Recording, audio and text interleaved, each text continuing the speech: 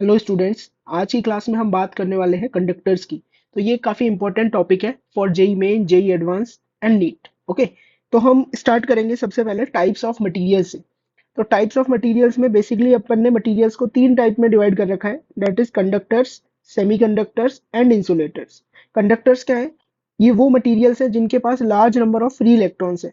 So they have large number of electrons which are free to move within the surface boundary. Okay, मतलब material के अंदर ये large number of free electrons रखता है जो कि मटेरियल के अंदर फ्रीली मूव कर सकते हैं बिना किसी हिंड्रेंस के। ओके, सेमीकंडक्टर्स क्या है कि इनके पास कुछ वैलेंस इलेक्ट्रॉन्स होते हैं जो कि फ्री होते हैं, लेकिन कुछ ऐसे इलेक्ट्रॉन्स भी होते हैं जो कि बाउंड होते हैं। ठीक है, तो they have some valence electrons which are free and they have some bound electrons. तो इनके पास कुछ फ्री इलेक्ट्रॉन्स है, कुछ बाउंड इलेक्ट्रॉन्स है।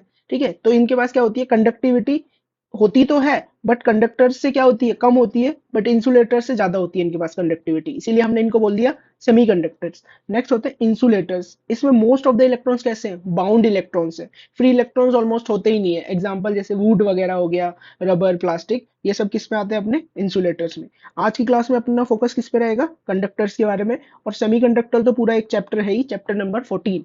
ओके, तो आइए स्टार्ट करते हैं प्रॉपर्टीज ऑफ कंडक्टर से। पहली प्रॉपर्टी क्या है भाई कंडक्टर की, that all the charge given to an isolated conductor resides on its surface only. इसका मतलब ये हुआ कि तुम कंडक्टर को कितना भी चार्ज दे दो, वो सारा का सारा चार्ज उसके सरफेस पर ही लाई करेगा। ऐसा क्यों, वो देखते हैं। भाई मान लो अपने पास एक कंडक्टर था, जैसे ये अपने पास एक कंडक्टर है ना। अब मैंने इसमें क्या किया, मैंने समहाउ इसके अंदर कुछ चार्जेस लाके रख दिए। ये ऐसा समझ लो नेगेटिव चार्जेस रख दिए इसके सेंटर के आसपास। अब ये बताओ, ये जो चार्जेस मैंने रखे, इनके बीच में आपस में क्या होने लगेगा, रिपल्शन। और ये क्या चाहेंगे कि हम एक दूसरे से दूर दूर भाग जाए। भाई ऐसा ही तो चाहेंगे, क्या चाहेंगे, ये सारे इलेक्ट्रॉन्स या नेगेटिव चार्ज एक दूसरे से दूर दूर भाग जाए। ठीक है, क्योंकि कंडक्टर के पास पहले से ही बहुत सारे इलेक्ट्रॉन्स हैं, तो ये और इलेक्ट्रॉन्स को तो टॉलरेट नहीं कर पाएगा यहाँ पर। ठीक है, तो ये सारे इलेक्ट्रॉन्स क्या कहते हैं, ये चाहते हैं कि हम दूर दूर चले जाएं ड्यू टू इलेक्ट्रोस्टैटिक रिपल्शन। तो जिसकी वजह से ये सारे चार्ज, मैक्सिमम सेपरेशन क्या हो सकता है इनके बीच का, मैक्सिमम सेपरेशन हो सकता है जब ये सारे के सारे चार्जेस कहाँ पर आ जाएंगे, सरफेस पे आ जाएंगे। अब सरफेस से बाहर तो ये जा नहीं सकते, इसीलिए कंडक्टर को हम जितना भी चार्ज देंगे वो कहाँ पे लाई करेगा, उसके सरफेस पे लाई करेगा। ठीक है, वही मैंने रीजन में लिख रखा है, that due to mutual repulsion within the volume of body charge is distributed on the outer surface of a body, है ना। क्योंकि म्यूचुअल रिपल्सन हो रहा है with in the volume of the body, so charge is distributed on the outer surface of the body. तो charge क्या होता है, सारा क्या कोशिश करते हैं सारे चार्जेस के एक दूसरे से दूर दूर जाए, और वो सारे चार्जेस मैक्सिमम दूर क्या आ सकते हैं कि वो सरफेस पे आ जाए। ओके, तो ये अपनी पहली प्रॉपर्टी है। ओके, दूसरी property, the charge is distributed in such a way that sigma, that is charge per unit area, is inversely proportional to radius of curvature। मतलब charge density is inversely proportional to R सी।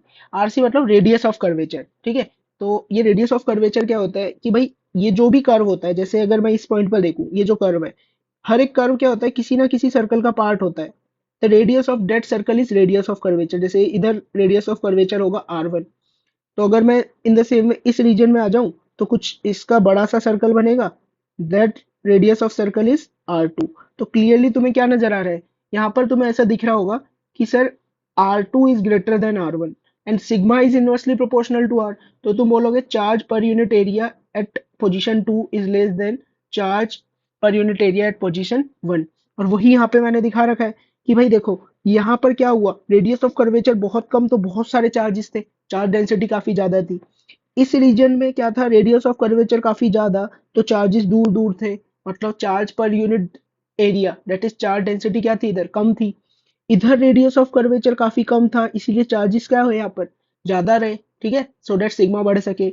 यहाँ पर क्या था कि radius of curvature अपना बहुत कम था, तो इसीलिए चार्जेस कैसे थे, दूर दूर थे। इधर बात समझ में आई। ठीक है, तो sigma is inversely proportional to RC. RC is the radius of curvature. Okay, next property पे आते हैं। भाई नेक्स्ट प्रॉपर्टी थोड़ा ध्यान से समझना, ये काफी इंपॉर्टेंट प्रॉपर्टी है। मान लो मेरे पास ये क्या है, एक कंडक्टर दे रखा है मेरे को। ये कंडक्टर दे रखा है और मैंने इसको एक्सटर्नली क्या किया, इसको क्यू चार्ज दे दिया, एक्सटर्नली इसकी बॉडी पर मैंने क्यू चार्ज फेंक दिया। तो ये क्यू चार्ज सारा का सारा कहाँ जाएगा, इसके सरफेस पे आ जाएगा। सरफेस पे आएगा और sigma is inversely proportional to R C, ये वाली कंडीशन ट्रू रहेगी।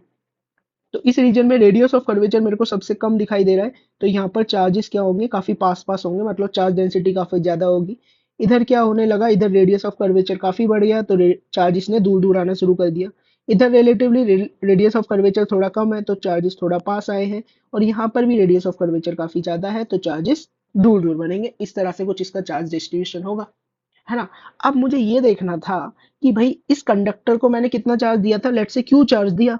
अब मुझे ये देखना है, अगर मैंने ये जो क्यू चार्ज इसको दिया है कंडक्टर को, अब इसकी वजह से अंदर इलेक्ट्रिक फील्ड क्या रहेगा, बाहर इलेक्ट्रिक फील्ड क्या रहेगा, अंदर पोटेंशियल क्या होगा, ये सब मेरे को स्टडी करना था। ओके, तो मैंने स्टडी करने के लिए क्या किया कि भाई एक गॉसियन सरफेस बनाना शुरू किया। यहाँ पर मैंने किया किया कि कंडक्टर के जस्ट इनसाइड मैंने एक गॉसियन सरफेस बनाया। ये मेरा गॉसियन सरफेस है। जस्ट इनसाइड क्या किया, मैंने एक गॉसियन सरफेस बनाया। GS means Gaussian surface. तो अब मेरे को एक बात बता दो यहाँ पर कि charge enclosed bye Gaussian surface कितना होगा। Charge enclosed bye Gaussian surface, भाई तुम्हें पता है कंडक्टर का सारा चार्ज किस पे रहता है, सरफेस पर। और हमने ये गॉसियन सरफेस क्या बनाया, सरफेस के थोड़ा सा अंदर, मतलब सारा चार्ज तो इस गॉसियन सरफेस के बाहर ही रखा हुआ है। तो इस गॉसियन सरफेस ने तो कोई चार्ज एनक्लोज किया ही नहीं, तो इस गॉसियन सरफेस के लिए चार्ज एनक्लोज क्या हो जाएगा, जीरो। अब फिर तुम गॉस लॉ से क्या बोलोगे कि integral E vector dot D A vector is equal to charge enclose by epsilon naught that is zero. D A area element zero हो नहीं सकता। इट मीन्स हम बोलेंगे कि electric field inside the conductor is zero. किसी भी conductor के अंदर इलेक्ट्रिक फील्ड एग्जिस्ट नहीं करता, ठीक है, किसी भी चार्ज कंडक्टर के अंदर इलेक्ट्रिक फील्ड एग्जिस्ट नहीं करता, ठीक है।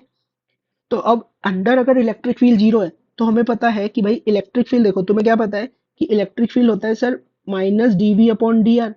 अगर इलेक्ट्रिक फील्ड जीरो है, तो डीवी बाई डी आर क्या हो जाएगा, जीरो।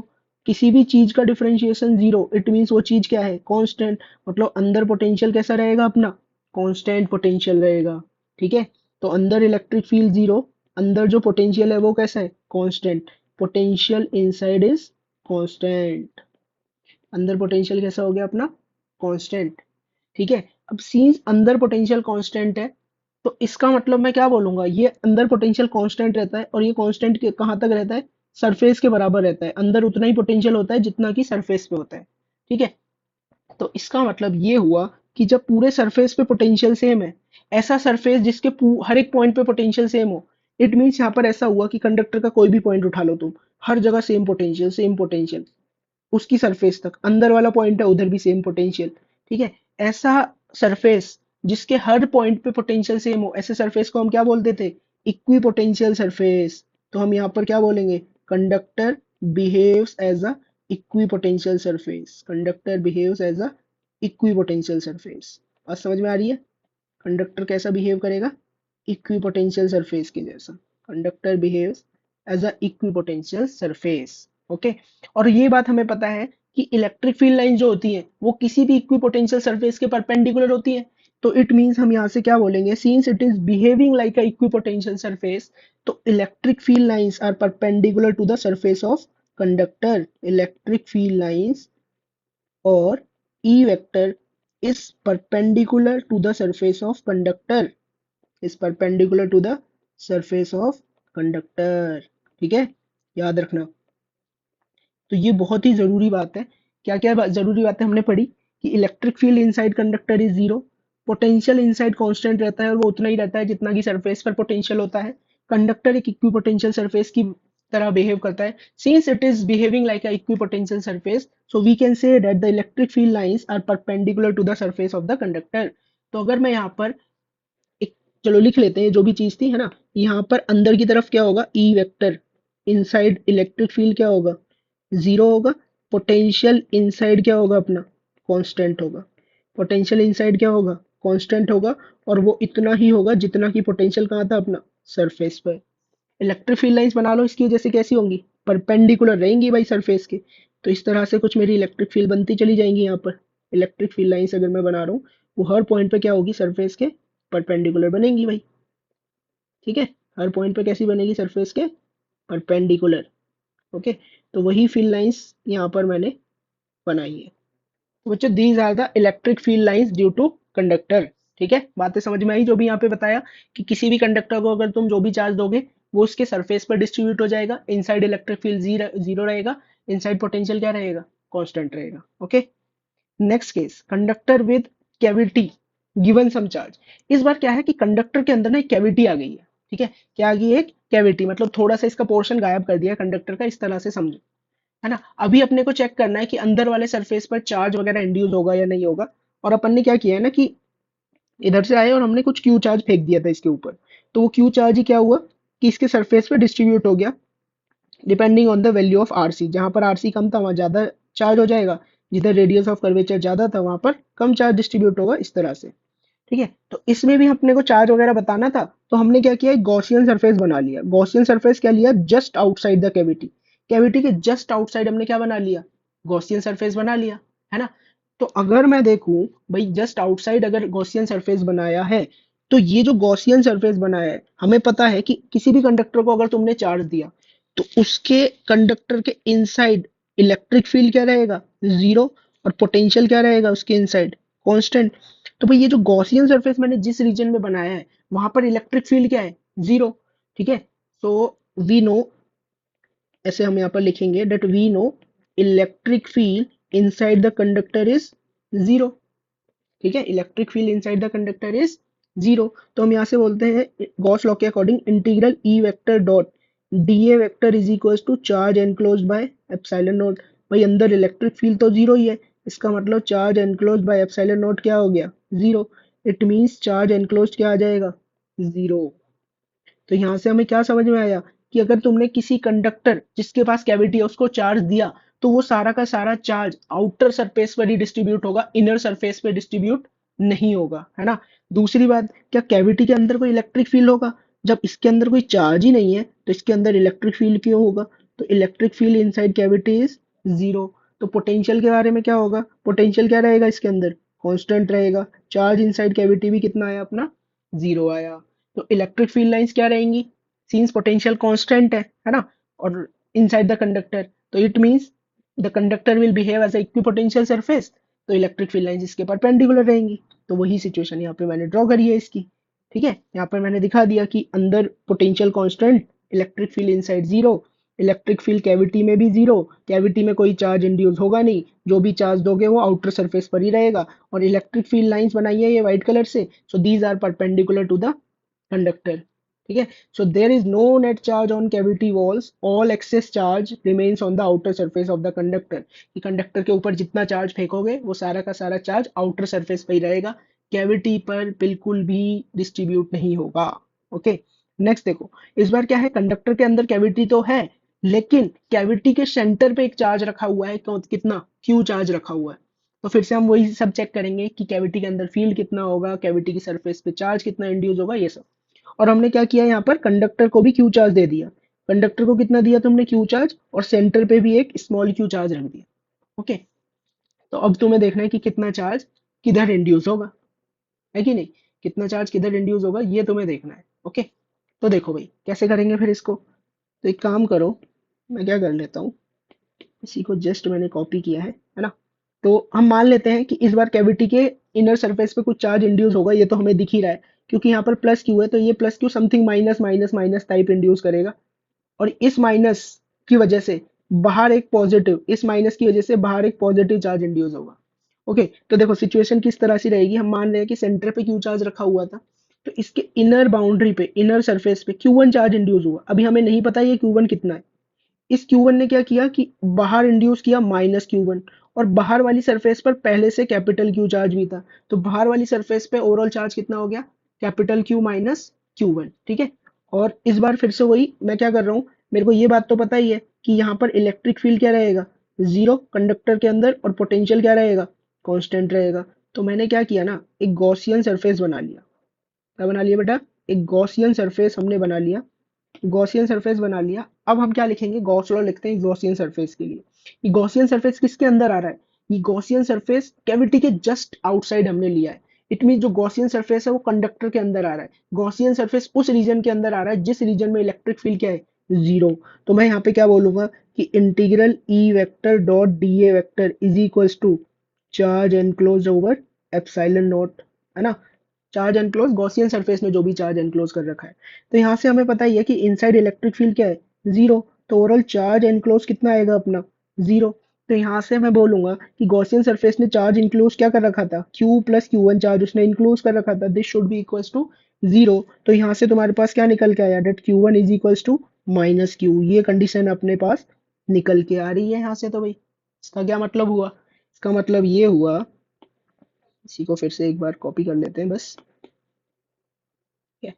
तो यहाँ पर देखो, यहाँ पर कैसे बनाऊंगा मैं, फिर से इसी डायग्राम को लाइक रीड्रॉ कर रहा हूँ। तो मेरे को क्या दिखेगा कि अंदर प्लस क्यू रख रखा है, तो यहाँ पर कितना equal and opposite charge induce होगा, equal and opposite charge induce होने वाला है इधर ना। तो यहाँ पर कितना चार्ज इंड्यूस होगा, इधर होगा माइनस क्यू चार्ज इंड्यूस होगा। और ये माइनस क्यू आउटर सरफेस पर प्लस क्यू इंड्यूस करेगा, तो overall charge capital Q induce हो जाएगा, capital Q plus small Q induce हो जाएगा आउटर सरफेस पर। ठीक है, तो आउटर सरफेस पर चार्ज फिर से वैसे ही कैसे डिस्ट्रीब्यूट होगा, वो according to radius of curvature की वैल्यू वो डिस्ट्रीब्यूट होगा। जहाँ रेडियस ऑफ कर्वेचर कम, वहां पर चार्ज क्या होगा, ज़्यादा पास पास रहेंगे। जहाँ रेडियस ऑफ कर्वेचर क्या है, ज़्यादा है, वहाँ चार्जेस दूर दूर रहेंगे। ठीक है, तो इस तरह से कुछ रहेगा। और इस बार अंदर भी चार्ज इंड्यूस हुआ है ना, अंदर भी चार्ज इंड्यूस हुआ है, जो कि मैंने दिखा दिया है पहले ही इसमें इधर डायग्राम में। ठीक है, कितना माइनस क्यू चार्ज अंदर इंड्यूस हुआ था, सेंटर पर अपन ने प्लस क्यू चार्ज रखा हुआ था, है ना। फिर से वही वाली बात कि इलेक्ट्रिक फील्ड लाइंस क्या जाएंगी, इसके परपेंडिकुलर जाएंगी। इलेक्ट्रिक फील्ड लाइंस कैसे जाएंगी, आउटसाइड द सरफेस, परपेंडिकुलर जाएंगी, क्योंकि ये सरफेस कैसे एक्ट कर रहा है, it is behaving like a equipotential surface, so the electric field lines will be perpendicular to the surface of the conductor। बात समझ में आई। तो अगर कंडक्टर के सेंटर पे कोई कैविटी है, कंडक्टर के अंदर कोई कैविटी है और उसके सेंटर पे कोई चार्ज है, तो कैविटी के अंदर भी फील्ड एग्जिस्ट करेगा, कैविटी के अंदर भी चार्ज इंड्यूस होगा, जो कि इक्वल एंड अपोजिट चार्ज ही इंड्यूस होगा। ठीक है, these electric field lines are perpendicular to the surface of the conductor. अच्छा, अगर कंडक्टर के अंदर मैं इलेक्ट्रिक फील्ड बनाना चाहूँ तो कैसे बनाऊंगा, कंडक्टर के अंदर भी एक इलेक्ट्रिक फील्ड ऑब्वियस सी बात है एग्जिस्ट करेगा। वो कैसे जाएगा, प्लस क्यू से माइनस क्यू की तरफ, प्लस क्यू से कैसे जाएगा, माइनस क्यू की तरफ जाएगा। अच्छा, अगर मैं तुमसे पूछूं कि ये जो अंदर सेंटर पे प्लस क्यू चार्ज रखा हुआ है, इस पे फोर्स कितनी लगेगी, तो तुम क्या बोलोगे, भाई इस पे फोर्स किसकी वजह से लगेगी, ये जो माइनस क्यू चार्ज बाउंड्री पे इंड्यूस हुआ है, ये जो माइनस क्यू इंड्यूस हुए, और यहाँ पर ये माइनस क्यू जो है ये यूनिफॉर्मली डिस्ट्रीब्यूट हो जाएगा। ठीक है, यूनिफॉर्मली डिस्ट्रीब्यूट हो जाएगा, क्योंकि इस पूरे सरफेस के लिए आरसी सेम है, रेडियस ऑफ कर्वेचर। तो हम क्या बोलेंगे यहाँ पर, हम ये बोलेंगे कि इस क्यू, इस वाले पॉजिटिव क्यू को हर तरफ से इक्वल फोर्स खींच रही होगी, चारों डायरेक्शन से सेम फोर्स खींच रही होगी, तो ओवरऑल नेट फोर्स क्या हो जाएगी इस पे, जीरो। मतलब ये जो प्लस क्यू चार्ज इसके सेंटर पे रखा हुआ है, इस प्लस क्यू चार्ज पर कोई भी फोर्स नहीं लगने वाली, इस पर नेट फोर्स क्या हो जाएगी, जीरो। ठीक है, तो एक बार सम अप कर लेते हैं इन सारे पॉइंट्स को। पॉइंट्स क्या क्या हो गए, एक तो ये यहाँ पर लिख लेना कि इलेक्ट्रिक फील्ड रहेगा जीरो, पोटेंशियल रहेगा कांस्टेंट, पोटेंशियल कांस्टेंट रहेगा। और मैं दो पॉइंट लिख रहा हूँ, एक ए पॉइंट लिखा है, एक लिखा है बी पॉइंट। ठीक है, तो पहली बात तो ये हो गया कि electric field inside the cavity, electric field inside the cavity is not equals to zero. हम क्या बोलेंगे कि कैविटी के अंदर इलेक्ट्रिक फील्ड क्या होगा, electric field inside cavity is equals to कितना होगा वो, भाई देखो फिर से वही गॉस लॉ लगा लो। अगर मैं यहाँ पर एक गॉसियन सरफेस लूँ, तो गॉसियन सरफेस कितना चार्ज एनक्लोज करेगा, क्यू। तो इस रीजन में फील्ड कितना हो जाएगा, K Q by R square. तो इलेक्ट्रिक फील्ड इनसाइड कैविटी क्या होगा, के क्यू बाय आर स्क्वायर रहेगा, है ना। ये मैग्नीट्यूड है उसका। दूसरी बात, potential inside the conductor, potential inside conductor, cavity के अंदर नहीं, कंडक्टर के अंदर बोल रहा हूँ मैं। पोटेंशियल इनसाइड कंडक्टर मतलब ब्लू रीजन में जो है, ये जो ब्लू कलर से शेडेड पोर्शन है, वो क्या रहेगा, वो कांस्टेंट रहेगा। और वो किसके बराबर रहेगा, पोटेंशियल जितना सरफेस पे हुआ करता था। इसका मतलब ये हुआ कि जितना यहाँ पर ये जो ए पॉइंट दिखा रहा है, जितना पोटेंशियल ए पॉइंट पर है, उतना ही पोटेंशियल किधर होगा, बी पॉइंट पर होगा। Potential at A is equal to potential at B. और हम क्या लिख सकते हैं, that force acting on plus Q, force acting on plus Q charge, force acting on plus q charge kept in cavity, force acting on plus q charge kept in cavity is equals to zero. ठीक है, तो ये थी अपनी इससे related बात है, जब कैविटी बनाई है और कैविटी के सेंटर पे एक चार्ज रखा हुआ है। Next case, next case is if charge is not at the centre of the cavity. अगर चार्ज कैविटी के सेंटर पे नहीं है तो कैसी बात रहेगी, ये हमें बताना है। अगर चार्ज कैविटी के सेंटर पे नहीं है, उससे थोड़ा सा हटके, जैसे यहाँ पे बना रखा है, ठीक है, तो फिर से हम क्या कर रहे हैं कि हमने कंडक्टर को दे दिया है प्लस क्यू चार्ज और सेंटर पे रख दिया है स्मॉल क्यू चार्ज। ओके, तो हमें बताना है कि कंडक्टर की आउटर सरफेस पे कितना चार्ज इंड्यूस होगा, है ना, और इनर कैविटी की इनर सरफेस पे कितना चार्ज इंड्यूस होगा, वो सारी बातें हम फिर से करेंगे। ओके, तो करने का तरीका क्या है, करने का तरीका यही है कि हम जानते हैं कि इलेक्ट्रिक फील्ड इनसाइड कंडक्टर होता है जीरो, पोटेंशियल इनसाइड कंडक्टर क्या होता है, कांस्टेंट। तो फिर से मैं क्या करूंगा, यहाँ पर एक गॉसियन सरफेस बना लूंगा, गॉसियन सरफेस, और ये गॉसियन सरफेस मैंने कैसा लिया है, just outside the cavity, cavity के जस्ट आउटसाइड लिया है, तो इट मीन्स ये गॉसियन सरफेस कंडक्टर के अंदर आ चुका है। ठीक है, this is our Gaussian surface GS।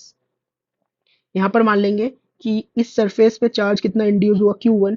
ये Q1 करेगा माइनस Q1 बाहर इंड्यूस, और पहले से बाहर कैपिटल Q तो था ही। ठीक है, तो देखो भाई फिर से सेम वाली वही वाली बात है कि भाई गॉसियन सरफेस के लिए अगर मैं लिखूं integral E vector dot DA vector, ये क्या आएगा, charge enclose by epsilon not. Since Gaussian surface conductor के अंदर है तो इलेक्ट्रिक फील्ड क्या है कंडक्टर के अंदर, जीरो। तो हम बोलेंगे कि चार्ज एनक्लोज क्या हो जाएगा अपने पास, जीरो। तो यहाँ से गॉसियन सरफेस ने चार्ज एनक्लोज कर रखा था Q और Q1, so Q plus Q1 is zero, Q1 कितना आ जाएगा अपना -Q। मतलब ये जो स्फेरिकल कैविटी है इधर कैसा चार्ज इंड्यूस होगा, -Q चार्ज इंड्यूस होगा। ठीक है, तो इसी को थोड़ा जूम किया है, तो ये -Q इंड्यूस कैसे होगा वो एक बार देख लो। भाई यहाँ पर प्लस क्यू रखा हुआ था, प्लस क्यू, तो ये जो पास वाले पॉइंट है इधर बहुत ज्यादा नेगेटिव चार्ज इंड्यूस होगा क्योंकि कैपिटल क्यू पास में है। लेकिन जैसे जैसे इससे दूर जाएंगे तो चार्ज कैसा अपना डिस्ट्रीब्यूट होगा, थोड़ा कम रहेगा। तो इस तरह से होगा, काफ़ी ज़्यादा नेगेटिव चार्ज इंड्यूस हो जाएंगे इस पास वाले रीजन में। लेकिन जैसे जैसे हम कैपिटल क्यू से दूर जाते रहेंगे चार्ज उतना ही कम इंड्यूस होंगे। ओके, तो ये कैसा डिस्ट्रीब्यूशन है, नॉन यूनिफॉर्म डिस्ट्रीब्यूशन है इनसाइड द कैविटी। ओके, और ये चार्ज कितना इंड्यूस हुआ है, ये चार्ज इंड्यूस हुआ है -Q। तो इस बार अगर मैं इलेक्ट्रिक फील्ड लिखना चाहूँ, अगर इसकी वजह से इलेक्ट्रिक फील्ड ड्रॉ करना चाहूँ, तो ये जो इलेक्ट्रिक फील्ड लाइन्स है वो किस तरह से जाएंगी, इस बार कुछ इस तरह से जाएंगी। इलेक्ट्रिक फील्ड लाइंस गिरेंगी परपेंडिकुलरली कंडक्टर के सरफेस के, क्योंकि कंडक्टर का सरफेस एक इक्विपोटेंशियल सरफेस है। तो इलेक्ट्रिक फील्ड लाइन फॉल करेंगी परपेंडिकुलर ही इधर ना, इस तरह से कुछ इलेक्ट्रिक फील्ड लाइंस अपनी बन जाएंगी इधर। ये हमने क्या बना दी, इलेक्ट्रिक फील्ड लाइंस बना दी due to cavity. Okay, cavity में जो भी चार्ज इंड्यूस वगैरह हुआ था, ये टोटल चार्ज था, उसकी वजह से अपन ने ये इलेक्ट्रिक फील्ड लाइंस बनाई है। ठीक है, दूसरी बात, अब इनर सरफेस पे जब -Q चार्ज इंड्यूस हुआ तो ये माइनस बाहर +Q चार्ज इंड्यूस करेगा। तो बाहर कितना +Q चार्ज इंड्यूस करेगा, और बाहर कैपिटल Q तो पहले से था ही। तो बाहर कैसे डिस्ट्रीब्यूशन जाएगा, बाहर जाएगा नॉन यूनिफॉर्म डिस्ट्रीब्यूशन। और कैविटी के अंदर भी डिस्ट्रीब्यूशन कैसा है, नॉन यूनिफॉर्म है, और बाहर भी डिस्ट्रीब्यूशन कैसा है, नॉन यूनिफॉर्म है। आज समझ में आ रही है। इलेक्ट्रिक फील्ड लाइंस कैसी बनेंगी, इलेक्ट्रिक फील्ड लाइंस बनेंगी perpendicular to the surface of the conductor, because conductor के अंदर इलेक्ट्रिक फील्ड है जीरो, बट पोटेंशियल क्या है, कांस्टेंट है। आज समझ में आ रही है, पोटेंशियल क्या है अंदर, कांस्टेंट, और इलेक्ट्रिक फील्ड क्या है इसके अंदर, zero.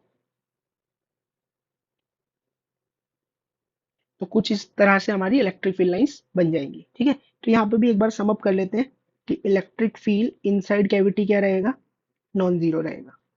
Okay, electric field inside cavity क्या रहेगा, नॉन जीरो रहने वाला है। आज समझ में आ गई। ठीक है, okay, next point is electric field just outside the surface of conductor.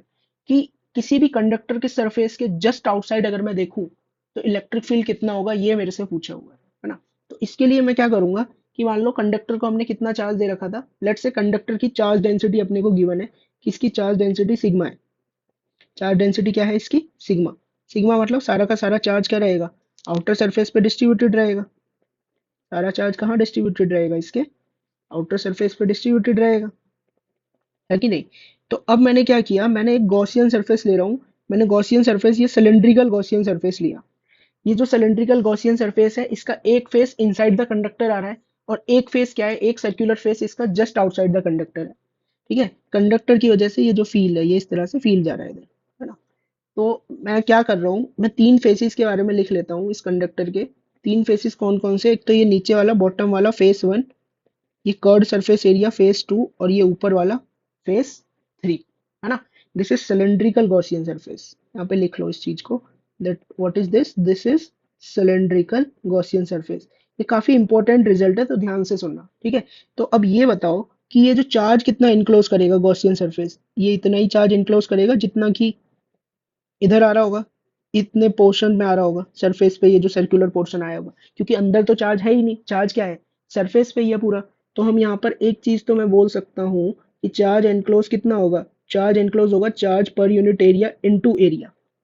A is the area of this circular base, है ना। ए क्या है, इस क्रॉस सेक्शन का एरिया कितना है, ए, है ना।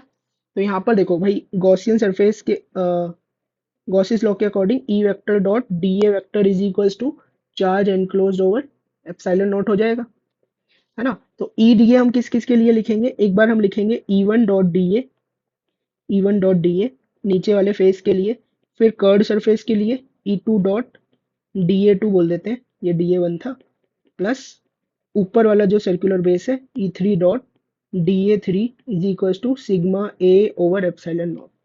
अब इसमें देखो भाई, यहाँ पर तो कोई फील्ड ही नहीं है, तो ई डॉट डी एस भी फेस वन के लिए क्या हो जाएगा, सीधा सीधा ये तो जीरो हो जाएगा।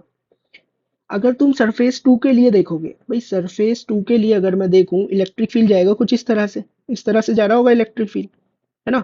तो और एरिया वेक्टर कैसे जाएगा, इसका कर्ड सरफेस एरिया इस तरह से जाएगा, तो ई वेक्टर और डी ए वेक्टर में एंगल कितना हो गया, 90 डिग्री, तो कर्ड की वजह से भी क्या हो जाएगा, flux zero. E dot D A three, तो ऊपर वाले क्रॉस सेक्शन की वजह से मैं देखूं तो ठीक है, इलेक्ट्रिक फील्ड ऐसे जस्ट आउटसाइड उधर गया, और एरिया वेक्टर इसका ए है ही ऊपर की तरफ, तो ये वाला टर्म मेरे को कितना दे देगा, ये वाला टर्म हो जाएगा E into A is equals to sigma A by epsilon naught.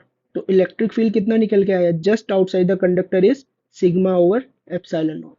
बहुत इंपॉर्टेंट रिजल्ट है, इसे हम आगे भी यूज करेंगे। इलेक्ट्रिक फील्ड जस्ट आउटसाइड कितना होता है सरफेस ऑफ कंडक्टर के, कितना होता है बच्चों, सिग्मा बाय एप्सिलॉन नॉट। रात को 2 बजे भी ये फॉर्मूला तुमको याद होना चाहिए, ठीक है। नेक्स्ट आते हैं, नेक्स्ट इज इलेक्ट्रोस्टैटिक शील्डिंग। ये काफी मजेदार कॉन्सेप्ट है, ठीक है। ये अपन अपनी डे टू डे लाइफ वगैरह में भी यूज करते हैं काफी ज्यादा, और हमें पता नहीं है, ठीक है। तो देखो इलेक्ट्रोस्टैटिक शील्डिंग क्या होती है। तो अपने पास कोई भी एक कंडक्टर था, ठीक है। यहाँ पर क्या बोला हुआ है, that when a conductor is kept in external electric field, जब हम किसी भी कंडक्टर को एक्सटर्नल इलेक्ट्रिक फील्ड में रखेंगे, the charges are induced on its outer surface, तो कंडक्टर के आउटर सरफेस पे चार्ज इंड्यूस होंगे, और वो चार्ज इस तरह से इंड्यूस होंगे so that the net electric field inside the conductor is always zero. और चार्जेस किस तरह से इंड्यूस होंगे, such that electric field inside conductor वाली जो प्रॉपर्टी वो हमेशा ट्रू रहे। इसी चीज को हम बोलते हैं इलेक्ट्रोस्टैटिक शील्डिंग। क्या बोलते हैं इसको हम, इलेक्ट्रोस्टैटिक शील्डिंग। तो देखो भाई, इस कंडक्टर को उठा के मैं क्या कर रहा हूँ, इस कंडक्टर को उठा के इधर रख लिया मैंने इलेक्ट्रिक फील्ड में, कंडक्टर को उठा के कहाँ रख दिया मैंने, इलेक्ट्रिक फील्ड में रख दिया भाई। तो इस तरह से इलेक्ट्रिक फील्ड में रख दिया इसको। अब देखो होगा क्या, होगा ये कि भाई कंडक्टर के अंदर इलेक्ट्रिक फील्ड है, तो ऐसा समझ के देखो कि यहाँ पर क्या होंगे, अगर मैं देखूं नेगेटिव चार्ज, नेगेटिव और पॉजिटिव चार्ज होंगे एटम के पास। तो इस पॉजिटिव चार्ज पे इलेक्ट्रिक फील्ड की इलेक्ट्रिक फोर्स किधर लग जाएगी, आगे की तरफ, Q into E. Negative charge पे फोर्स क्या लगेगी, opposite to electric field, Q into E. तो ये पॉजिटिव नेगेटिव चार्ज सेपरेट होने लगेंगे। तो ये जो पॉजिटिव चार्ज है ये सारे के सारे सेपरेट होकर किधर आ जाएंगे, इधर वाली सरफेस पे, और ये सारे नेगेटिव चार्ज सेपरेट होकर किधर आ जाएंगे, इधर वाली सरफेस पर, ठीक है। तो इलेक्ट्रिक फील्ड में जैसे ही मैं रखूंगा, तो मेरे पास क्या होगा कि इधर की तरफ क्या आ जाएंगे, सारे के सारे पॉजिटिव चार्ज आ जाएंगे, सारे के सारे कौन से चार्ज आ जाएंगे, और ये आउटसाइड आएंगे सरफेस के ऊपर, जस्ट सरफेस के ऊपर, क्योंकि अंदर तो चार्ज, फ्री चार्ज एग्जिस्ट ही नहीं करता।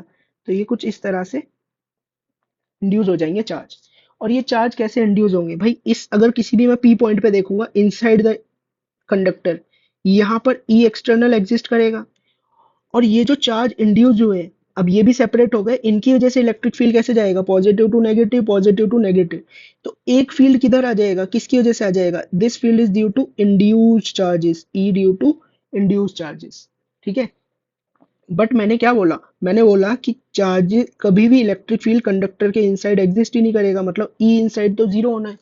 सिंस ई इनसाइड को जीरो होना है, since E inside is zero, तो मैं क्या बोल सकता हूँ, अगर ई इनसाइड जीरो है तो मैं बोलूंगा कि ई एक्सटर्नल प्लस ई इंड्यूस्ड ये क्या होना चाहिए, जीरो होना चाहिए। मतलब एक्सटर्नल इलेक्ट्रिक फील्ड जो है वो नेगेटिव ई इंड्यूस आएगा, तो हम ऐसा बोल सकते हैं, या फिर that E induce is equals to negative of E external, कि मतलब इन एक्सटर्नल जो इंड्यूस चार्जेस हैं उनकी वजह से जो फील्ड होगा वो क्या होगा, इक्वल इन मैग्नीट्यूड। किसके इक्वल होगा, एक्सटर्नल फील्ड है उसके मैग्नीट्यूड के बराबर होगा, विद डायरेक्शन क्या होगी उसके अपोजिट होगी। बात समझ में आ रही है? ठीक है, तो ये कंडक्टर के साथ हुआ ऐसा कुछ। तो कंडक्टर की वजह से मैं फील्ड लाइन कैसे बनाऊंगा, फिर फील्ड लाइन कैसे बनेगी? अब ये बड़ा इंपॉर्टेंट है, ये तुम्हें देखना होगा कि फील्ड लाइन कैसे बनाएंगे हम। इसको थोड़ा सा हम साइड कर लेते हैं, इसको थोड़ा यहाँ पर लिख देते हैं। ठीक है, अब मैं क्या बनाने जा रहा हूँ, मैं बनाने जा रहा हूँ इस कंडक्टर की वजह से, मतलब अब इलेक्ट्रिक फील्ड लाइन कैसे पास करेंगी भाई। ऊपर वाले डायग्राम में क्या नजर आ रहा है, इधर तो हमें ऐसा नजर आ रहा है ना कि इलेक्ट्रिक फील्ड लाइन इसके अंदर से पास करेगी, एक्सटर्नल इलेक्ट्रिक फील्ड। बट हमें पता है अंदर तो कोई फील्ड है ही नहीं, तो इट मीन्स अंदर कोई इलेक्ट्रिक फील्ड लाइन भी एग्जिस्ट नहीं करेगी। अंदर कोई एक्सटर्नल इलेक्ट्रिक फील्ड लाइन जब एग्जिस्ट ही नहीं कर रही है, तो मतलब हम कैसे बनाएंगे फिर इसको, वो अब तुम्हें देखना होगा। और ये आईआईटी एडवांस में पूछा हुआ सवाल है, इलेक्ट्रिक फील्ड कैसी होंगी ड्यू टू कंडक्टर जिसको हमने एक्सटर्नल फील्ड में रखा है। ठीक है, तो देखो भाई हुआ क्या था कि एक्सटर्नल फील्ड में रखने की वजह से इधर की तरफ माइनस क्यू चार्ज कुछ इंड्यूस हो गया था, और इधर की तरफ उतना ही प्लस क्यू चार्ज इंड्यूस हो जाएगा। उतना ही क्या इंड्यूस हो जाएगा, इधर की तरफ प्लस क्यू इंड्यूस हो जाएगा, और इधर क्या हुआ था, माइनस क्यू इंड्यूस हुआ था। तो इलेक्ट्रिक फील्ड लाइन देखो इसकी वजह से फिर कैसे बनेगी, इलेक्ट्रिक फील्ड लाइन इसकी वजह से फिर बनेगी कुछ इस तरह से कि ठीक है, एक इलेक्ट्रिक फील्ड लाइन आई इधर से, ये इसके हमेशा परपेंडिकुलर रहेगी और फिर कुछ इस तरह से चलेगी। एक और इलेक्ट्रिक फील्ड लाइन आई इस तरह से परपेंडिकुलर हो गई इसके, और फिर इधर से वो इस तरह से निकलती हुई दिखा देंगे उसको, है ना। यहाँ से भी क्या होगा फिर, यहाँ से भी इलेक्ट्रिक फील्ड लाइन आई, इसमें एंटर करी और इधर से ऐसे एग्जिट करते हुए दिखा दो, बट अंदर कोई इलेक्ट्रिक फील्ड लाइन नहीं जाने वाली है। यहाँ पर ऊपर भी क्या होगा, ऐसी एक इलेक्ट्रिक फील्ड लाइन आएगी, ये परपेंडिकुलर रहेगी, और यहाँ से वो इलेक्ट्रिक फील्ड लाइन ऐसे एग्जिट करती हुई दिखा देंगे। यहाँ से इलेक्ट्रिक फील्ड लाइन आई, परपेंडिकुलर गिरी, और इधर से वही इलेक्ट्रिक फील्ड लाइन इसके परपेंडिकुलर होके चली गई। बाकी इलेक्ट्रिक फील्ड लाइन कैसी होगी, इस तरह से आएगी, थोड़ी सी बेंड होगी इसकी तरफ, फिर ऐसे इस तरह से आएगी, थोड़ी सी कंडक्टर की तरफ बेंड होगी और फिर इस तरह से चली जाएगी। ऊपर वाली फील्ड लाइन थोड़ी और बेंड कम बेंड होगी और इस तरह से चली जाएगी। यहाँ पर भी नीचे वाली फील्ड लाइन कुछ इस तरह से आएगी, थोड़ी कम बेंड होगी और चली जाएगी। तो ये हो जाएगा इलेक्ट्रिक फील्ड का पैटर्न। बात समझ में आ रही है? यही पूछा हुआ है तुमसे जेई एडवांस में। बस वहां पे क्या है कि तुम्हें एक कंप्लीट स्फीयर दे रखा होगा, उससे तुम ट्राई कर सकते हो, बहुत इजीली कर पाओगे। बात समझ में आई? इलेक्ट्रिक फील्ड लाइन बैंड क्यों हुई, बैंड इसीलिए हुई कि अंदर electric field zero, it means potential क्या हो गई, constant. It means electric field line इसके परपेंडिकुलर गिरेंगी और अंदर कोई इलेक्ट्रिक फील्ड लाइन घुसेगी इसके। ठीक है, कंडक्टर के अंदर। ये क्या था अपना, कंडक्टर था, कंडक्टर, कंडक्टर था ये। ई इनसाइड क्या था इसमें, ई इनसाइड था जीरो, इनसाइड कोई इलेक्ट्रिक फील्ड रहेगा जीरो, और पोटेंशियल क्या था इनसाइड, कांस्टेंट था। बात समझ में आ रही है? ठीक है, तो इस तरह से इलेक्ट्रिक फील्ड लाइंस हम बना सकते हैं due two conductors which is placed in external electric field. अब एक मैंने बोला था ना कि लाइक बहुत ही मजेदार है, डेली लाइफ में हम इसको पढ़ते हैं। तो पहले एक कॉन्सेप्ट समझो, छोटा सा, छोटा सा कॉन्सेप्ट क्या सीखा हमने कि लाइक अगर कंडक्टर को मैंने कोई भी क्यू चार्ज दिया, भाई कंडक्टर को कोई भी क्यू चार्ज देंगे, तो हमें पता है कि इनसाइड कैविटी पे कोई भी चार्ज इंड्यूस नहीं होता। कैविटी के अंदर कोई भी चार्ज इंड्यूस नहीं होता, मतलब हम बोले क्या बोल रहे थे, डिराइव कर चुके हैं ना, कैविटी के अंदर चार्ज क्या रहेगा, जीरो। इलेक्ट्रिक फील्ड भी कैविटी के अंदर क्या रहेगा, जीरो। पोटेंशियल इनसाइड कैविटी क्या रहेगा, कांस्टेंट। पोटेंशियल इनसाइड कैविटी क्या रहेगा, कांस्टेंट रहेगा, है ना। ये बातें हम कर चुके हैं। तो मतलब कंडक्टर को मैं जितना भी चार्ज दे रहा हूँ, जितना भी चार्ज दिया वो सारा का सारा उसके आउटर सरफेस पे चला जाएगा, और इस चार्ज का कोई भी इलेक्ट्रिक फील्ड अंदर नहीं जाएगा, कोई भी चार्ज अंदर इंड्यूस नहीं होगा। इट मीन्स मैं क्या बोल सकता हूँ कि ये जो अंदर वाला रीजन है ना, ये जो कैविटी वाला रीजन है, it is shielded from the field, external field, external field से शील्डेड है। ठीक है, वही यहाँ पे मैंने लिख रखा है, that enclose region of a conductor is shielded from external field, potential and charge. मतलब एक्सटर्नल कोई भी कितना भी चार्ज रखो, अगर तुम 3Q भी रख दोगे तो भी अंदर कैविटी के चार्ज क्या रहेगा, जीरो। अंदर कैविटी के इलेक्ट्रिक फील्ड क्या रहेगा, जीरो। इसी को हम क्या बोलते हैं, इलेक्ट्रोस्टैटिक शील्डिंग। ठीक है, इसको और क्या बोलते हैं, फैराडे केज भी इसको बोलते हैं। तो इसी वजह से क्या होता है ना, passenger inside plane is safe from high potential between cloud and plane and also due to thunder. देखो भाई यहाँ पर प्लेन में क्या हुए थे, पैसेंजर बैठे हुए थे। प्लेन किससे बना हुआ है, पूरा मेटल का कंडक्टर है। तो मतलब ऊपर से अगर कोई इलेक्ट्रिसिटी गिरी ऊपर से, या फिर हम बोले कि फ्रिक्शन की वजह से अगर कोई चार्ज वगैरह भी इंड्यूस हो गया, प्लेन के ऊपर फ्रिक्शन की वजह से कोई चार्ज वगैरह इंड्यूस भी हो गया, तो भी अंदर बैठे हुए पैसेंजर्स को शॉक नहीं लगेगा, क्योंकि कंडक्टर के अंदर का जो रीजन है, it is shielded from the external charge and external field and external potential difference का अंदर कोई असर ही नहीं होगा। ठीक है, तो जब भी लाइटनिंग स्ट्राइक वगैरह होती है ना, तो उसमें बोला जाता है कि तुम अपनी कार को क्या करो, अगर तुम कार में बैठे हुए हो तो कार में ही रहो, बट कार क्या होनी चाहिए, अगर बहुत आंधी तूफान आ रहा है काफी तेज, कार एकदम खुली जगह पे होनी चाहिए जहाँ पेड़ वगैरह तुम्हारी कार के ऊपर ना गिरे। और दूसरा, ऐसा क्यों बोला जाता है कि कार के अंदर रहो, कि अगर कार के ऊपर बिजली भी गिरी है ना, अगर लाइटनिंग स्ट्राइक भी हुई कार के ऊपर, तो क्या होगा, कार बनी हुई है मेटल के, अंदर का जो भी इंटीरियर है, कार के अंदर का जो भी रीजन है, it is shielded from the external lightning, मतलब तुम्हें कोई शॉक नहीं लगने वाला। ठीक है, इसीलिए क्या करते हैं ना, जब भी जो टेररिस्ट वगैरह होते हैं ना, वो सैटेलाइट फोन यूज करते हैं। वो सैटेलाइट फोन जब उन्हें बात करनी होती है वो बात कर लेते हैं, उसके बाद क्या करते हैं ना, वो अपने फोन को एक आयरन बॉक्स के अंदर रख देते हैं। आयरन बॉक्स के अंदर रखने का क्या फायदा हुआ, फोन को आयरन बॉक्स के अंदर रखने का ये फायदा हुआ कि अब एक्सटर्नल फील्ड से ये क्या है, कट ऑफ हो गया, मतलब एक्सटर्नल कोई भी नेटवर्क आएगा तो इस आयरन बॉक्स के अंदर वो सिग्नल वगैरह एंटर कर ही नहीं पाएगा, because signal is nothing but electromagnetic wave. Electromagnetic wave is made up from electric and magnetic field, तो ये फील्ड से शील्डेड हो जाएगा। तो इसको तुम खुद से ट्राई भी कर सकते हो कि तुम्हारे पास अगर आयरन अलमीरा हो या आयरन बॉक्स वगैरह हो, उसके अंदर अपना फोन रख दो, या फिर क्या करो, अपने फोन को ना, एल्यूमिनियम फॉइल होती है, एल्यूमिनियम फॉइल पे ना अच्छे से रैप कर दो अपने फोन को, फिर किसी और फोन से उसको रिंग करने की कोशिश करो, कभी फोन रिंग करेगा ही नहीं वो। ठीक है, वो तुम्हें स्विच ऑफ वगैरह बता देगा, क्योंकि जैसे ही तुम उसको एल्यूमिनियम फॉइल के अंदर रख दोगे अच्छे से पैक करके, तो कोई भी इलेक्ट्रिक फील्ड या फिर इलेक्ट्रिक सिग्नल तुम्हारे फोन के अंदर एंटर ही नहीं कर पाएगा, तो कहाँ से ही फोन लगेगा। ठीक है, तो बड़ा ही मजेदार कॉन्सेप्ट है ये, मतलब बहुत ही लाइक कॉमन सी बात है, लेकिन काफी काम आती है अपने डे टू डे लाइफ में, है ना। नेक्स्ट आते हैं electric breakdown of air. Electric breakdown of air, इसको कोरोना डिस्चार्ज भी बोलते हैं। अभी तुमने देखा होगा कि जहां भी लाइटनिंग स्ट्राइक वगैरह होने वाली होती है ना, तो वहां पे क्या होता है कि लाइक, या फिर जो हाई वोल्टेज ट्रांसफार्मर वगैरह होते हैं, तो वहां पे तुमने देखा होगा कि ऐसे कुछ ब्लू ब्लू कलर की ऐसे लाइक स्पार्क टाइप का निकल रहा होता है, उसी को हम क्या बोलते हैं, कोरोना डिस्चार्ज बोलते हैं, या फिर इलेक्ट्रिक ब्रेकडाउन ऑफ एयर। मतलब ये क्या होता है, ये एयर का मॉलिक्यूल है यहाँ पर, है ना, negative charge positive charge separate है, और इधर क्या है, एक्सटर्नल इलेक्ट्रिक फील्ड रखा हुआ है। तो ये एक्सटर्नल इलेक्ट्रिक फील्ड क्या करेगा कि ये जो पॉजिटिव चार्ज है इस पे फोर्स लगाएगा Q इंटू ई, और ये जो नेगेटिव चार्ज है इस पे opposite to electric field force लगाएगा Q इंटू ई। तो ये जो एयर मॉलिक्यूल है, ये मैक्सिमम इलेक्ट्रिक फील्ड जिसको ये टोलरेट कर सकते हैं, दैट इज 3 × 10⁻⁶ वोल्ट पर मीटर। अगर इलेक्ट्रिक फील्ड तुमने इससे ज्यादा लगा दिया, तो क्या होगा, ये जो एयर मॉलिक्यूल है ना, ये भी ब्रेक होना स्टार्ट कर देंगे, मतलब ये भी आयंस में कन्वर्ट होना स्टार्ट कर देंगे, और फिर जो अपनी एयर है वो भी इलेक्ट्रिसिटी को कंडक्ट करना स्टार्ट कर देगी। इसीलिए इस तरह से हमें स्पार्क टाइप दिखाई देता है ना। तो तुम देख सकते हो इसको, लाइक यूट्यूब वगैरह पे सर्च करोगे तो बहुत ही प्यार से मिल जाएगा, कोरोना डिस्चार्ज लिखोगे। तो वो हो क्यों रहा है कि इलेक्ट्रिक फील्ड की वैल्यू वहां पर 3 × 10⁻⁶ से ज्यादा हो गई है, जिसकी वजह से एयर मॉलिक्यूल्स ब्रेक हो गए हैं। It means now they are converted into ions. It means they had started carrying electricity, या फिर they are allowing the flow of electricity. ठीक है, तो एयर से भी इलेक्ट्रिसिटी पास कर सकती है अगर हम इलेक्ट्रिक फील्ड 3 × 10⁻⁶ वोल्ट पर मीटर से ज्यादा लगा देंगे तो। ठीक है, तो एयर ऑल्दो क्या है अपना, एयर क्या है, basically it is a insulator, but अगर इलेक्ट्रिक फील्ड की वैल्यू होगी 3 × 10⁻⁶, तो एयर भी आयंस में कन्वर्ट हो जाएगी, मतलब वो भी फिर कंडक्टर की तरह एक्ट करने लग जाएगी। ओके, नेक्स्ट आगे बढ़ते हैं, अब कुछ क्वेश्चंस पे आते हैं ना। यहाँ पर हमें क्या दे रखा है, एक क्यू चार्ज रखा हुआ है, एक क्यू चार्ज रखा हुआ है, ये रहा क्यू चार्ज, और सामने एक मेटल प्लेट रख दी है, इसकी मेटल प्लेट।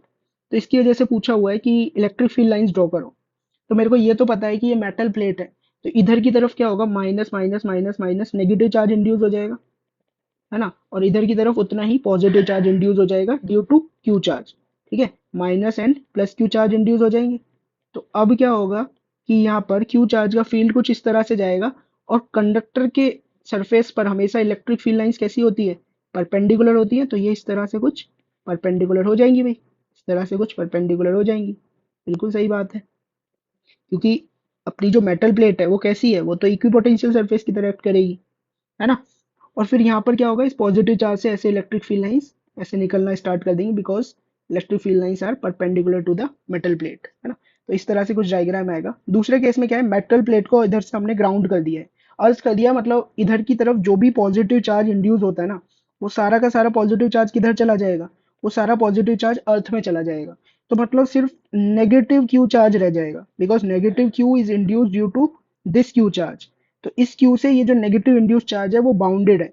तो फील्ड लाइंस फिर से कैसे बनेंगी, इसी तरह से कुछ बनेंगी कि इलेक्ट्रिक फील्ड लाइंस इस पे जाएंगी, परपेंडिकुलर फॉल होंगी मेटल प्लेट पे। मेटल प्लेट पे इलेक्ट्रिक फील्ड लाइन कैसे फॉल होंगी, परपेंडिकुलर, बिकॉज मेटल प्लेट क्या है, एक कंडक्टर, कंडक्टर की सरफेस पे हमेशा इलेक्ट्रिक फील्ड लाइंस परपेंडिकुलर ही होती हैं। ठीक है, तो देखो इसको मैंने अच्छे से बनाया है, कहाँ पर, नेक्स्ट डायग्राम में। यहाँ पर तुम देख सकते हो एकदम बढ़िया तरीके से बनाई है इलेक्ट्रिक फील्ड लाइंस, इस तरह से कुछ। ठीक है, वही है कि क्यू चार्ज से निकल रहा है और फिर वो इधर एंटर कर जा रहा है, माइनस प्लस जो भी इंड्यूस हुए, इधर जो भी प्लस इंड्यूस हुआ वो सारा का सारा अर्थ में चला गया ड्यू टू अर्थिंग, क्योंकि हमने इस मेटल प्लेट को अर्थ से कनेक्ट कर रखा था एक साइड से। बात समझ में आ रही है? ठीक है, अब और अच्छे अच्छे से क्वेश्चन करते हैं। तो पहला क्वेश्चन हमें क्या दे रखा है, we have to find out the electric field due to induce charges at point C and at point P. C और पी पॉइंट क्या है, एक कंडक्टिंग शेल के अंदर है, ये है अपनी कंडक्टिंग शेल। ठीक है, कंडक्टर है, तो ये एक बात तो तुम्हें पता है कि सर अगर ये कंडक्टर है ना, तो इसके अंदर और कोई चार्ज भी नहीं है, इट मीन्स इसके अंदर कोई इलेक्ट्रिक फील्ड एग्जिस्ट ही नहीं करेगा सर, जब तक अंदर चार्ज नहीं रखा हुआ।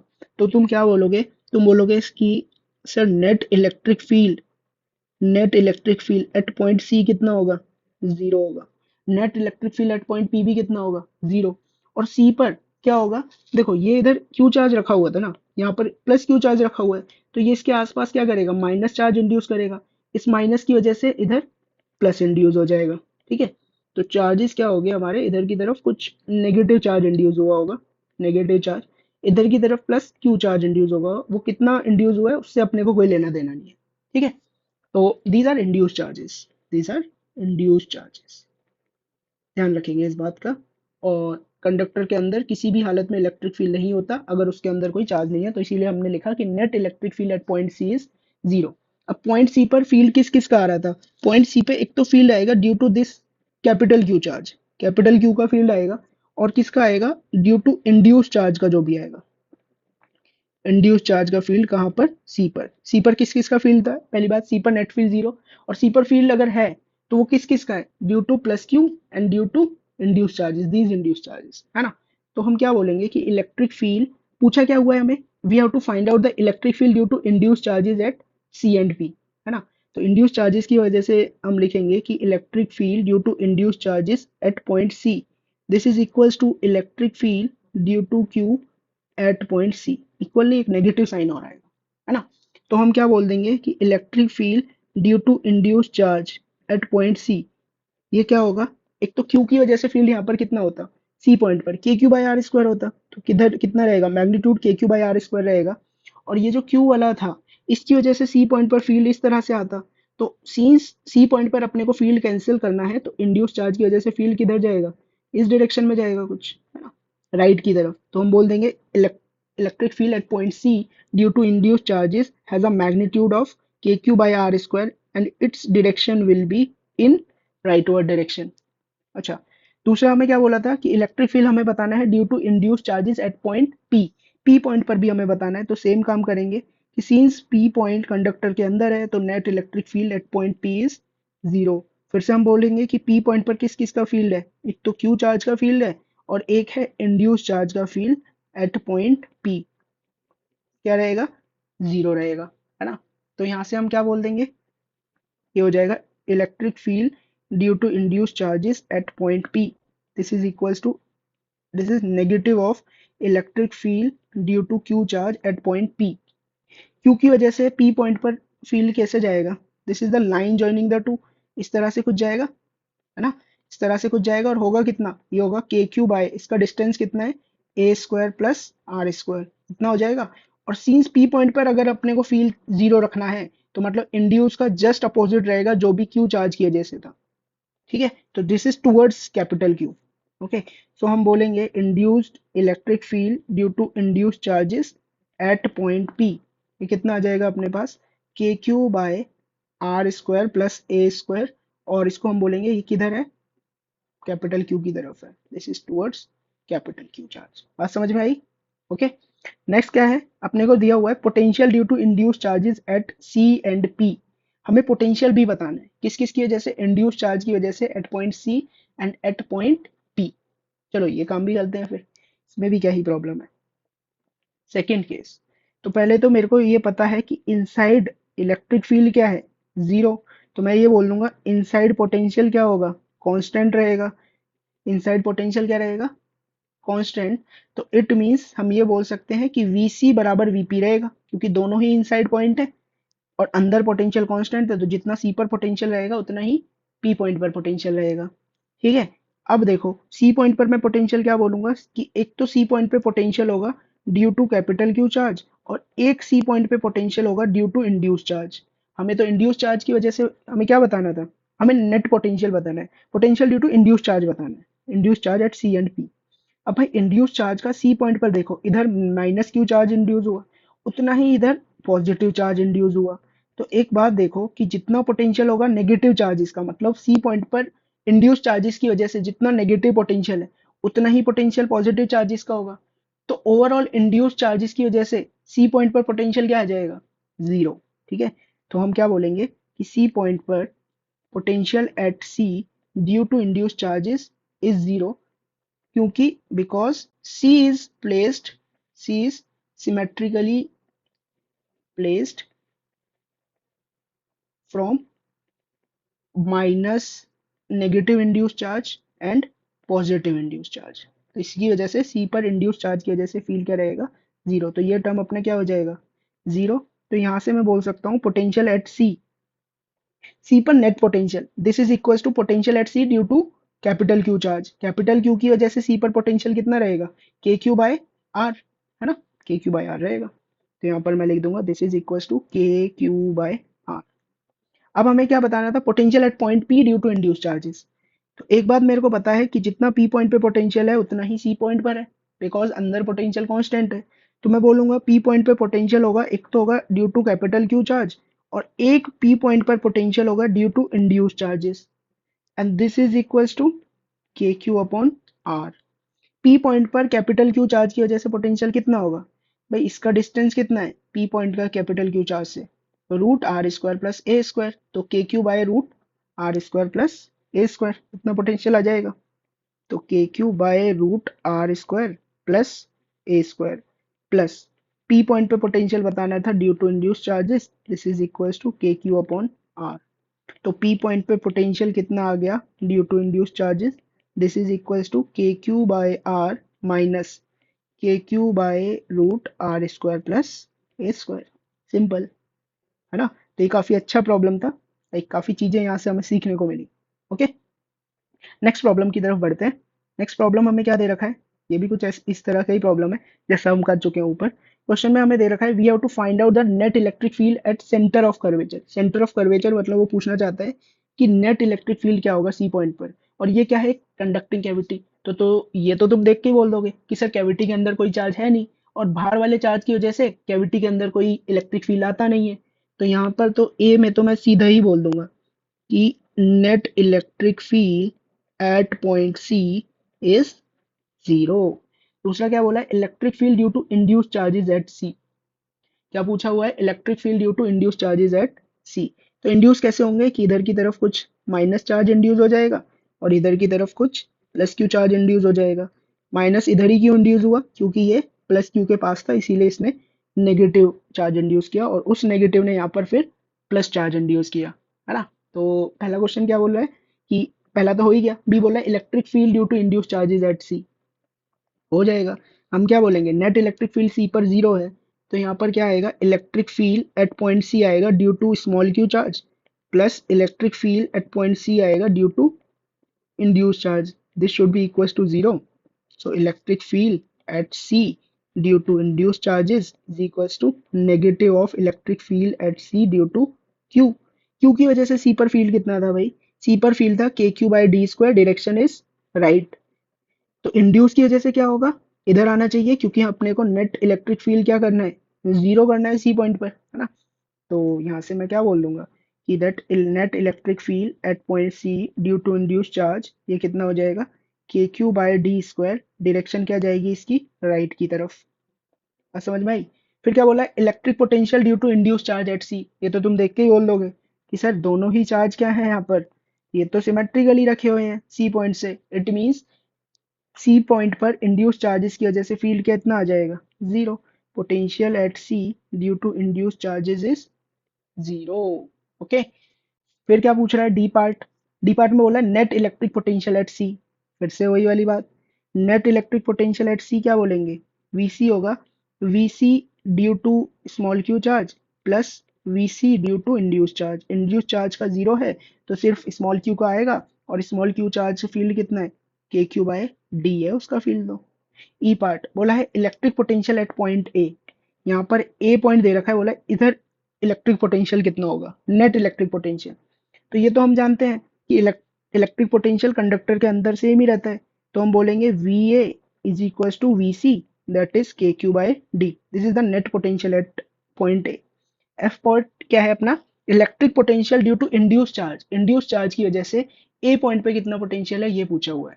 तो ये तो सेम ऊपर वाले की तरह ही है, हम क्या बोलेंगे, net potential at A is equal to potential at A due to Q charge plus potential at A due to induce charge, है ना।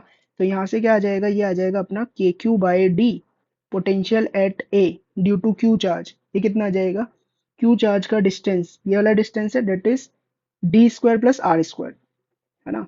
तो रूट के अंदर K Q by root R square plus D square plus potential at A due to induce charge. तो यहाँ से तुम निकाल लेना इजिली, अब तो कर ही दिया है मैंने ऑलमोस्ट पूरा। Okay, next we have to find out the potential at A due to induce charges. यहाँ पर देखो क्या दे रखा है कि क्यू चार्ज, इधर यहाँ पर कैपिटल क्यू चार्ज रखा हुआ था, बाहर बाहर क्या है, कैपिटल क्यू चार्ज रखा हुआ है। हमें बताना है कि ए पर पोटेंशियल कितना होगा ड्यू टू इंड्यूस चार्जेस। फिर से सेम ही बात है ऑलमोस्ट, कि यहाँ पर क्या होगा, माइनस चार्ज इंड्यूस होगा और इधर की तरफ उतना ही पॉजिटिव चार्ज इंड्यूस हो जाएगा। हमें बताना है potential at A due to induce charges. मैं क्या बोलूंगा कि भाई जितना पोटेंशियल रहेगा सी पॉइंट पर उतना ही पोटेंशियल रहेगा ए पॉइंट पर, क्योंकि कैविटी के अंदर पोटेंशियल क्या रहता है, कांस्टेंट रहता है, कंडक्टिंग शेल है तो, है ना। कंडक्टर के अंदर पोटेंशियल क्या रहता है, कांस्टेंट। सी पर नेट पोटेंशियल की मैं बात करूं तो सी पर एक तो पोटेंशियल आएगा due to capital Q charge, और सी पर एक पोटेंशियल आएगा ड्यू टू इंड्यूस चार्ज। ऐसे ही ए पर एक पोटेंशियल आएगा due to capital Q charge, और ए पॉइंट पर एक पोटेंशियल आएगा due to induce charge. C point पर कैपिटल क्यू चार्ज का पोटेंशियल कितना हो जाएगा, K Q upon three are, है ना, के क्यू अपॉन थ्री आर हो जाएगा या नहीं। और सी पॉइंट पर इंड्यूस चार्ज का पोटेंशियल क्या रहेगा, zero, because C point is symmetrically placed from the induce charges. This is equal to A point पर क्यू की वजह से चार्ज कितना आएगा, पोटेंशियल कितना आएगा, ए पॉइंट पर कैपिटल क्यू की वजह से पोटेंशियल हो जाएगा K Q by three R plus R by two plus potential at A due to induce charges. ठीक है, तो यहाँ से क्या आ गया, potential at A due to induce charges, इसको कैलकुलेट कर लेना, ये तुम्हारे पास आ जाएगा के क्यू बाय 21 आर।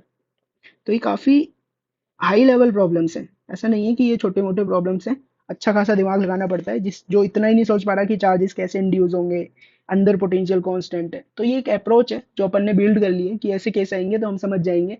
पहले हम वो पॉइंट देखेंगे जो कि सिमेट्रिकली रखा हुआ है इंड्यूस चार्जेस से, और उस पर जितना पोटेंशियल है उतना ही किसी जनरल पॉइंट पे पोटेंशियल रहेगा, है ना। ओके, आगे बढ़ते हैं। आगे है अपने पास चार्ज डिस्ट्रीब्यूशन। ठीक है, चार्ज डिस्ट्रीब्यूशन, यहाँ पर मैं दो टर्म यूज करूंगा, यूडी, यूडी मतलब uniform charge distribution, and UD मतलब नॉन यूनिफॉर्म चार्ज डिस्ट्रीब्यूशन। ठीक है, तो देखो यहाँ पर क्या था, सेंटर पे रखा हुआ था कैविटी के क्यू चार्ज, तो यहाँ पर क्या होगा, अंदर अंदर वाले सरफेस पे क्या होगा, उतना ही माइनस चार्ज इंड्यूस हो जाएगा, नेगेटिव चार्ज इंड्यूस होएगा उतना ही या नहीं, बिल्कुल होगा। और अंदर वाले सरफेस का रेडियस ऑफ कर्वेचर क्या है, हर पॉइंट पे सेम है ना, हर पॉइंट पे रेडियस ऑफ कर्वेचर सेम है, इट मींस चार्ज कैसे डिस्ट्रीब्यूट होगा, यूनिफॉर्मली डिस्ट्रीब्यूट होगा। अंदर वाले सरफेस पे चार्ज अपना कैसे डिस्ट्रीब्यूट हुआ, यूनिफॉर्मली डिस्ट्रीब्यूट होगा। और समझ में आ रही है कैसे डिस्ट्रीब्यूट हुआ, यूनिफॉर्मली डिस्ट्रीब्यूट हुआ। और कितना चार्ज इंड्यूस होगा, माइनस क्यू। ये माइनस क्यू क्या करेगा, बाहर वाले सरफेस पे प्लस क्यू इंड्यूस करेगा, बाहर वाले सरफेस पे प्लस क्यू इंड्यूस करेगा, और बाहर वाले सरफेस का भी जो रेडियस है वो क्या है, कांस्टेंट है, तो यहाँ भी यूनिफॉर्मली चार्ज डिस्ट्रीब्यूट हो जाएगा। तो बाहर वाले सरफेस पर भी यूनिफॉर्म चार्ज डिस्ट्रीब्यूशन होगा। यहाँ पर कैविटी से थोड़ा साइड में हमने क्यू चार्ज को रखा है, तो क्या होगा, इधर की तरफ थोड़ा माइनस चार्ज ज्यादा इंड्यूस होगा और इधर थोड़ा कम इंड्यूस होगा, है ना। कितना चार्ज इंड्यूस हुआ, ये माइनस क्यू, और ये क्या करेगा, बाहर वाले पे प्लस क्यू इंड्यूस करेगा। बाहर वाले पे जो प्लस क्यू इंड्यूस हुआ है वो कैसे डिस्ट्रीब्यूट हो जाएगा, वो तो भाई यूनिफॉर्मली डिस्ट्रीब्यूट होगा, क्योंकि उस पे तो ऐसा कोई रिस्ट्रिक्शन है नहीं, है ना, कि कोई चार्ज रखा हुआ है उसके आसपास। तो बाहर वाला कैसा होगा, यूनिफॉर्म डिस्ट्रीब्यूट होगा। तो अंदर वाले सरफेस पे था नॉन यूनिफॉर्म डिस्ट्रीब्यूशन, बाहर वाले सरफेस पे कैसा था, यूनिफॉर्म डिस्ट्रीब्यूशन। ठीक है, इस वाले को ट्राई करो, एक बार वीडियो को पॉज करो, इन दोनों केसेस को तुम खुद से ट्राई करने की कोशिश करो। ठीक है, तो देखो इसी तरह से तुमने चार्जेस इंड्यूस कराए होंगे कि सेंटर पे प्लस क्यू था, तो इधर यूनिफॉर्मली माइनस क्यू इंड्यूस हो जाएगा, क्योंकि स्पेरिकल कैविटी है, रेडियस ऑफ कर्वेचर सेम है, तो हर जगह सेम ही चार्ज इंड्यूस होगा, है ना। और बाहर क्या हो करेगा, ये minus Q plus Q induce करेगा, और बाहर radius of curvature her point पे अलग अलग है, तो चार्ज जो इंड्यूस होगा वो भी अलग अलग डिस्ट्रीब्यूट होगा। तो मतलब बाहर क्या होगा, नॉन यूनिफॉर्म डिस्ट्रीब्यूशन होगा, अंदर होगा यूनिफॉर्म डिस्ट्रीब्यूशन। फोर्थ वाले केस में क्या होगा कि क्यू चार्ज रखा हुआ था, जो पास वाले सरफेस है वहां ज्यादा चार्ज इंड्यूस होगा एज कम्पेयर टू दूर वाले सरफेस। ठीक है, तो अंदर कैसा डिस्ट्रीब्यूशन आया अपना, नॉन यूनिफॉर्म डिस्ट्रीब्यूशन, अंदर माइनस क्यू इंड्यूस हुआ, इस माइनस क्यू ने बाहर प्लस क्यू इंड्यूस कर दिया। ठीक है, तो इसकी वजह से अपना क्या हुआ कि अंदर की सरफेस पे कैसा हुआ भाई, नॉन यूनिफॉर्म डिस्ट्रीब्यूशन, और बाहर वाली सरफेस का भी radius of curvature her point पे अलग अलग, इसीलिए बाहर भी non uniform distribution. Okay, next एक काफी अच्छा क्वेश्चन है, एक बार वीडियो को फिर से पॉज करो, सोचो कि ये Q1 Q2 के बीच की फोर्स क्या होगी। एक अपने पास क्या थी, कंडक्टिंग कैविटी थी, कंडक्टर था, कंडक्टर के अंदर दो कैविटी थी, कैविटी में Q1 और Q2 चार्ज रख दिया, और इनके बीच का सेपरेशन है R, we have to find out the force between Q1 and Q2, force between Q1 and Q2 हमें बतानी है। तो देखो भाई कैसे होगा ये, है ना। तो इसमें क्या करेंगे कि ये जो Q1 है, एक बात तो तुम्हें पता है कि यहाँ पर उतना ही माइनस Q1 इंड्यूस हो जाएगा, उतना ही माइनस Q1, और इधर की तरफ उतना ही प्लस Q2 इंड्यूस हो जाएगा, है ना।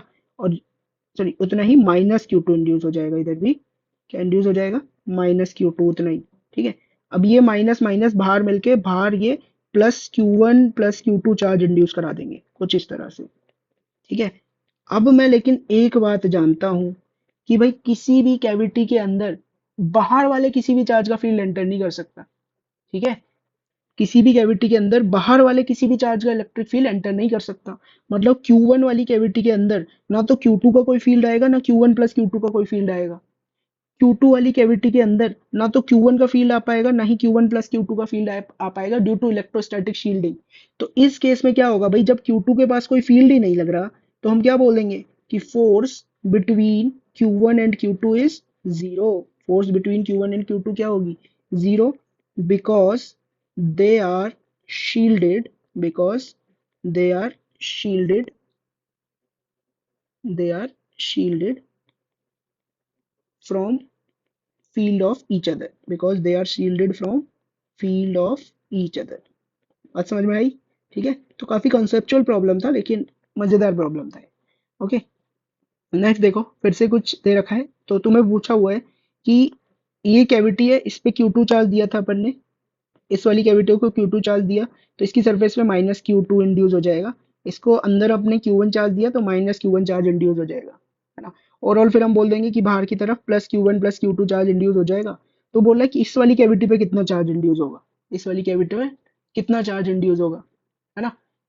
यहाँ पर कोई भी चार्ज इंड्यूस होने ही नहीं वाला कैविटी की सरफेस पे। क्यों नहीं होने वाला, वो इसलिए इंड्यूस नहीं होगा क्योंकि क्या होगा कि फिर से सेम वाली बात है कि इनर रीजन जो है, कैविटी के अंदर का जो ये रीजन है, this is shielded from the external fields. मतलब ना तो Q1 का कोई फील्ड आ पाएगा, ना Q2 का फील्ड आ पाएगा इस कैविटी के अंदर, इस वाली कैविटी के अंदर। तो भाई क्या से ही चार्ज इंड्यूस हो जाएंगे, अपने आप से थोड़ी चार्ज इंड्यूस हो जाएंगे, कोई फील्ड होगा, वही फील्ड तो इस चार्जेस को इंड्यूस कर पाएगा ना। तो इसीलिए no charge induce on this cavity, है ना। क्या बोल देंगे हम, no induce charge, no induce charge, कोई भी चार्ज इंड्यूस नहीं होगा इस कैविटी के अंदर, reason is electrostatic shielding. Okay, next problem, ये इरोडोव से लिया हुआ प्रॉब्लम है, this is taken from Irodov. ठीक है, इरोडोव बुक है ना फिजिक्स की, काफी अच्छी, तो उसी का प्रॉब्लम है। चलो देखते हैं कैसे करना है। We have to find out the net potential at centre. क्या है यहाँ पर देखो, एक क्यू चार्ज रखा हुआ है, उससे डी डिस्टेंस पर सेंटर है ना, सेंटर किसी क्यू चार्ज, सेंटर से डी डिस्टेंस पे क्यू चार्ज रख दिया। You have to find out the net potential at the centre. और ये क्या है, कंडक्टर है, ठीक है, this is a conductor, conductor है ये। ओके, तो कैसे फील्ड फाइंड करेंगे, बताओ कैसे फील्ड फाइंड करेंगे। तो यहाँ पर तुम एक चीज सोच सकते हो कि सर अगर ये ऐसा कुछ सिस्टम है ना, तो यहाँ पर तो कुछ काफी ज्यादा माइनस चार्ज इंड्यूस होगा, है ना, क्योंकि ये क्यू चार्ज से पास में, और इधर थोड़ा कम क्यू माइनस चार्ज इंड्यूस होगा। लेकिन बाहर वाली सरफेस पे क्या होगा, इस नेगेटिव की वजह से पॉजिटिव चार्ज इंड्यूस होगा, लेकिन वो यूनिफॉर्मली डिस्ट्रीब्यूटेड होगा। कैसा रहेगा, यूनिफॉर्मली डिस्ट्रीब्यूटेड होगा।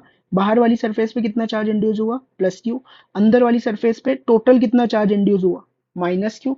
और क्यू चार्ज तो एक था ही, तो नेट पोटेंशियल जो आएगा सेंटर पे सी पॉइंट पर, वो किसकी वजह से आएगा, एक तो इस क्यू चार्ज की वजह से, एक इस माइनस क्यू चार्ज की वजह से, एक इस प्लस क्यू चार्ज की वजह से। ठीक है, तो पोटेंशियल एट सी मैं क्या लिखने वाला हूँ, that the potential at C, this is equals to potential due to charge Q which is placed at a distance d plus potential due to induced charge on the inner surface and the outer surface of the conductor। तो इसको कैसे लिखूंगा, potential due to Q, वो तो मुझे सीधा सीधा दिख रहा है, ये हो जाएगा के क्यू बाई डी। अगर मैं अब देखो इंड्यूस चार्ज का कैसे देखूंगा, मैं अगर कोई भी डी क्यू चार्ज उठा लूँ, यहाँ से मैं कोई डी क्यू चार्ज उठा लूँ, तो इस डी क्यू चार्ज का इस पॉइंट पे पोटेंशियल अगर मैं देखूँ, वो कितना आ जाएगा, के डी क्यू वन बोल देता हूँ, डी क्यू वन बाई इसका डिस्टेंस कितना है, आर वन। ठीक है, सेम अगर इस आउटर वाली सरफेस का कोई भी डी क्यू चार्ज अगर मैं उठा लूँ, डी क्यू टू, तो इसका पोटेंशियल अगर मैं यहाँ पे लिखूँ तो कितना हो जाएगा, डी वी सी, वो कितना हो जाएगा, K D Q two by R two. Integrate कर दूंगा तो टोटल पोटेंशियल मिल जाएगा, है ना।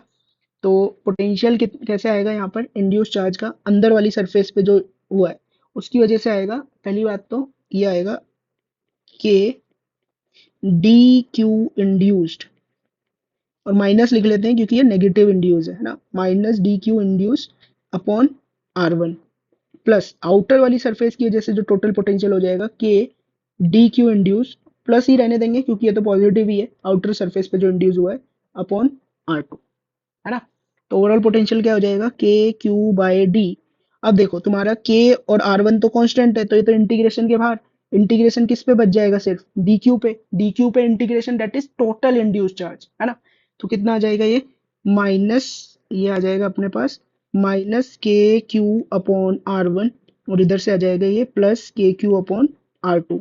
तो के क्यू को कॉमन ले लो, तो ये ओवरऑल तुम्हारे पास क्या बन जाएगा, one by D minus one by R one plus one by R two. ये ओवरऑल तुम्हारे पास क्या बन जाएगा, नेट पोटेंशियल बन जाएगा एट पॉइंट सी। ओके, तो इसी के साथ हम लेक्चर को एंड करते हैं यहीं पे। I hope you enjoyed this lecture, so please be with the channel for such awesome content. Thank you.